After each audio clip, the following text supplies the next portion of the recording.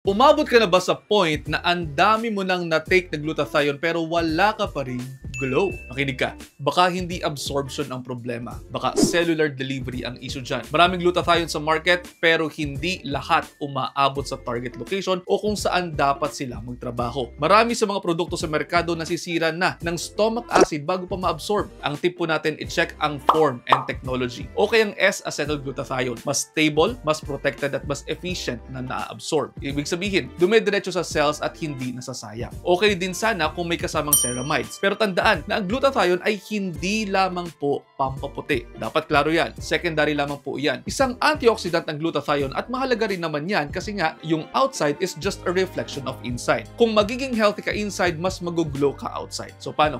Choose based on science, not hype. At ayun, almost 1 minute na po ito. I hope you're all 1 minute wiser. Pakipusuan kung may natutunan and I'll see you next time.